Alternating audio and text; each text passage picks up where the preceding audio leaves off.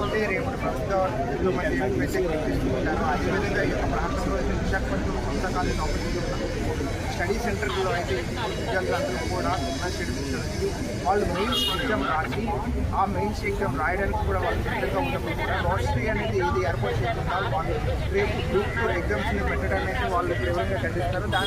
దానికోసం అయితే ఈ యొక్క ప్రాంతంలో అయితే 200 మందికి పైగా విద్యార్థులు ఎంత ధర్నా చేయడానికి అయితే ఈ యొక్క ప్రాంతంలో అయితే నిలబడి ఉన్నారు. వాళ్ళని అడిగి అసలు పూర్తి సమాచారం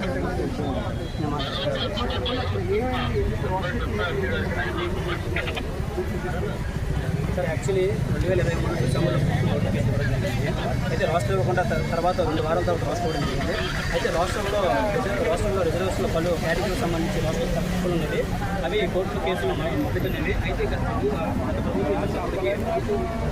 కూడా సంబంధించకుండా ఎలాంటి క్లియరెన్స్ లేకుండా రేపు ఫిబ్రవరి 23 కోర్టు మెయిన్స్ నిర్వహించబోతుంది. అయితే ఏంటంటే నిన్న వాదోపాదం గౌరవ హైకోర్టులో కూడా వాదోపాదం చూసాము. రాష్ట్రంలో తప్పులున్న మాట వాస్తవం అని చెప్పని ఇరువురు ఒప్పుకున్నారు. బట్ ఏంటంటే మేము అడుగుతున్న డిమాండ్ చేసింది ఏంటంటే రాష్ట్రాన్ని క్లియర్ చేసి మాకు ఎగ్జామ్ పెట్టాల్సిన అనుకోవచ్చు. మేము ఎలాంటి పోస్ట్పోన్ అడగట్లేదు.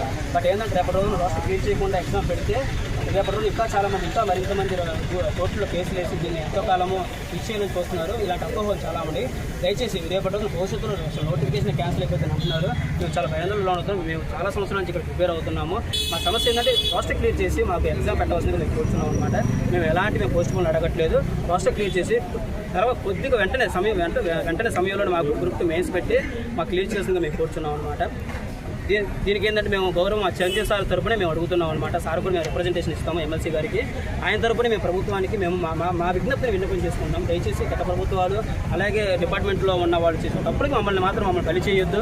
చాలామంది ఉన్న రూమర్లు ఏంటంటే ఇప్పుడు ఎగ్జామ్ జరిగినా కూడా భవిష్యత్తులో మరింత కేసులు వేసుకొని ఇది నోటిఫికేషన్ రద్దు అయిపోతుందని చెప్పని భయాందోళన గురి చేస్తున్నారు. అలాగే చాలా సుప్రీంకోర్టు కేసుల్లో కూడా రాష్ట్రాన్ని తప్పుంటే ఎప్పటికైనా కానీ నోటిఫికేషన్ రద్దు అయిపోతుందని చెప్పని వాళ్ళ కేసుల్లో కూడా సుప్రీంకోర్టు తెలియజేయడం జరిగింది. దయచేసి మా భవిష్యత్తుతో ఆడుకోవద్దు. మేము ఎన్నో సంవత్సరాల నుంచి ఇక్కడ తల్లిదండ్రులు డబ్బుల పరంగా వాటి పరంగా అప్పులు చేసి చాలా కష్టపడి మేము ఇక్కడ ఉండి మేము ప్రిపేర్ అవుతున్నాం. దయచేసి మమ్మల్ని ఇబ్బంది పెట్టద్దు. దయచేసి రాష్ట్ర క్లియర్ చేసి మేము గ్రూప్ 2 మెయిన్స్ ఎగ్జామ్ అనేది జరపవలసిందిగా మేము కోరుతున్నాం. అదే మా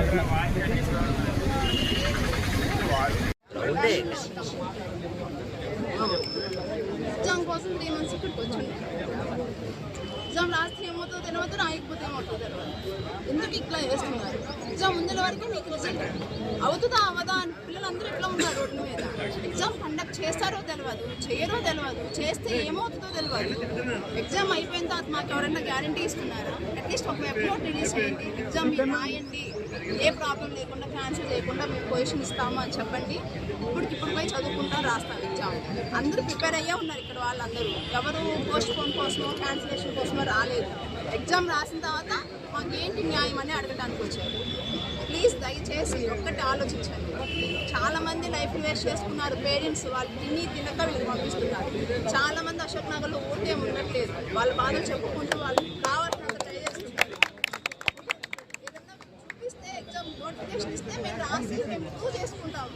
పోస్టల్ ఇష్యూస్ ఇవి ఉన్నాయి. నేను ఆల్రెడీ ప్రూవ్ చేశారు ఇష్యూ ఉందని. ఇందుకు ముందులా ఆల్రెడీ వెబ్ని పెట్టి చెప్పారు పోస్టల్లో ఇష్యూస్ ఉన్నాయి అని చెప్పండి. ఇంత ఇష్యూ ఉందని పబ్లిక్గా తెలిసిన తర్వాత అదే రోస్టర్ మీద ఎట్లా ఎగ్జామ్ రాయమంటారు? మీరు ఎట్లా కండక్ట్ చేస్తున్నారు మాకైతే అర్థం కావట్లేదు.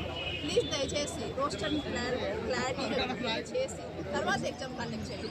అది 10 days కానీ 15 days కానీ 20 days కానీ క్లారిటీ ఇచ్చిన తర్వాత ఎగ్జామ్ కండక్ట్ చేయండి. రాయడానికి అందజేస్తుంది. ఆడుకోవద్దు, ప్రభుత్వాలు ఆడుకోవద్దు.